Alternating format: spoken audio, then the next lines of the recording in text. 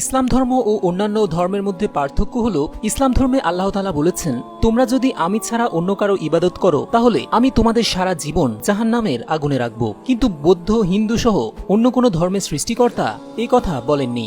আমি মনে করি অন্য ধর্মের স্রষ্টারা আল্লাহর চেয়ে বেশি উদার মনের।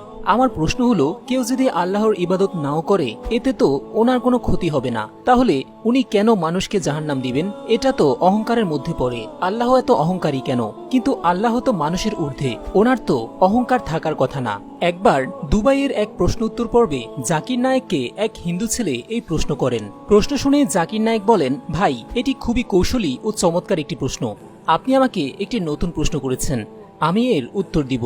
কিন্তু এই প্রশ্নের উত্তরে যদি আপনি সন্তুষ্ট হন তাহলে আপনি কি ইসলাম ধর্ম গ্রহণ করবেন?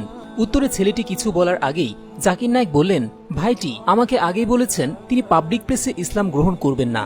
ভাই, আমি আপনাকে এখানে ইসলাম গ্রহণ করার জন্য জোর করব না, তবে আপনি আলাদাভাবে করবেন ইনশাল্লাহ। লোকটি ইসলাম গ্রহণ করবে এই আশা মনে নিয়ে জাকির নায়েক তাকে রাহুল বলে সম্বোধন করলেন। উত্তরে জাকির নায়েক বলেন, আল্লাহ পবিত্র কুরআনে বলেছেন, আমি শিরকের পাপ ছাড়া অন্য যে কোনো পাপ ক্ষমা করে দিব, সূরা আল নিসা। কিন্তু হিন্দু শাস্ত্রে এই কথা কোথাও বলা নাই যে অন্য কারো উপাসনা করলে আমি তোমাকে ক্ষমা করব না। শিরকের পর দ্বিতীয় জঘন্য পাপ হল নিষ্পাপ বান্দার জীবন নাশ করা। কিন্তু ভাই রাহুল, কোরআনে কোথাও এই কথা বলা নাই যে তুমি মানবের জীবন নাশ করে ফেলো তাহলে তোমাকে ক্ষমা করা হবে না। এর মানে কি এটা বোঝায় যে আমি মানব জীবন নাশ করব? উত্তরে ছেলেটি বলল, না। একইভাবে ভাই রাহুল, অন্য ধর্মে উল্লেখ নাই তার মানে এই না যে আমরা অন্য ধর্মের কাউকে স্রষ্টা মনে করব। এবার আসা যাক উদার হৃদয়ের প্রশ্নে। ইসলাম ধর্মগ্রন্থে এটা স্পষ্টভাবেই বলা আছে যে তুমি যদি পাপ করো তাহলে তুমি শাস্তি পাবে। ভাই, আমি আপনার সাথে একমত পোষণ করছি, আল্লাহ সর্বশ্রেষ্ঠ, তিনি সাধারণের অনেক ঊর্ধ্বে। কিন্তু উনি কেন তাহলে শিরকের খারাপ অনুভব করে শাস্তির বিধান রেখেছেন? পবিত্র কুরআনে স্পষ্টভাবে বলা আছে, আল্লাহ সুবহানাহু তাআলা আমাদের প্রয়োজন নাই, আমাদের আল্লাহকে প্রয়োজন। আমরা কেন বলি আল্লাহু আকবর, অর্থাৎ আল্লাহ সর্বশ্রেষ্ঠ? ভাই রাহুল, আপনি কি মনে করেন কালকে যদি আপনি না বলেন আল্লাহ সর্বশ্রেষ্ঠ, ওনার শ্রেষ্ঠত্ব কমে যাবে? উত্তরে ছেলেটি বলল, না। জাকির নায়েক বললেন, ভাই, আপনি বলেন আর না বলেন, আল্লাহ শ্রেষ্ঠই ছিলেন, উনি শ্রেষ্ঠই থাকবেন। কিন্তু প্রশ্ন আসে, আল্লাহ কেন আমাদের এটি বলতে বলেছেন? আর উত্তর হলো, আল্লাহ রাব্বুল আলামিন মানুষের সাইকোলজি সম্পর্কে জানেন। যেমন ধরেন, আপনার মা হার্ট অ্যাটাক করলো, আপনি শহরের সেরা ডাক্তার খুঁজে বেড়াচ্ছেন। এবার দুইজন ডক্টরের মধ্যে একজন খুবই বিখ্যাত, সে আপনার মাকে কিছু প্রেসক্রাইব করলো, আর আরেকজন আছে যে কিনা অপরিচিত, সে আপনার মাকে কিছু অ্যাডভাইস করলো। কোনটা আপনার জন্য গ্রহণযোগ্য হবে? উত্তরে ছেলেটি বলল, অবশ্যই যে বিখ্যাত। জাকির নায়েক বললেন, কেন? কারণ আপনি জানেন তিনি বিখ্যাত, তিনি নাম্বার 1। তো যেই কারণে আল্লাহ আমাদের বলেছেন তার ইবাদত করার জন্য, এটা ওনার স্বার্থে নয়, আমাদের উপকারের জন্যই।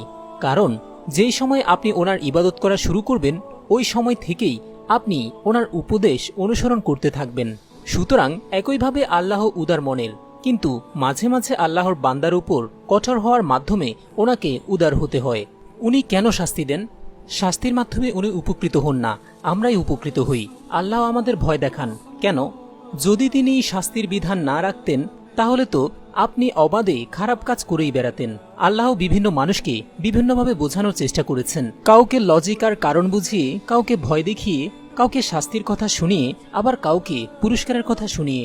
এইরকম 3-4 ধরন রয়েছে যেভাবে আল্লাহ মানুষকে বলেছেন। এত ধরন কেন? কারণ আল্লাহ তাদের সৃষ্টি করেছেন, তিনি খুব ভালোভাবেই জানেন সবাই একইভাবে বুঝবে না। কিন্তু যখন আল্লাহু আকবর বলেন সেটা আপনাকে অনুসরণ করতেই হবে, কারণ তিনি মিথ্যা বলেন না। সুতরাং আল্লাহ জাহান্নামের শাস্তির বিধান রাখার মাধ্যমে আমাদের সতর্ক করেছেন, কারণ তিনি জানেন অন্য কাউর ইবাদত করা কিংবা উপাসনা করার মাধ্যমে বান্দারই ক্ষতি হয়। আল্লাহ অহংকারী নয়, বরং তিনি সবচেয়ে দয়ালু। বক্তব্য শেষে ডাক্তার জাকির নায়েক জিজ্ঞেস করেন, ভাই রাহুল, আপনি কি এই উত্তর পেয়ে সন্তুষ্ট হয়েছেন? তখন ছেলেটি উত্তরে বলল, হ্যাঁ। এরপর ছেলেটি সকলের সামনে ইসলাম গ্রহণ না করলেও জাকির নায়েক অন্য একটি অনুষ্ঠানে ছেলেটির ইসলাম গ্রহণের কথা নিশ্চিত করেন।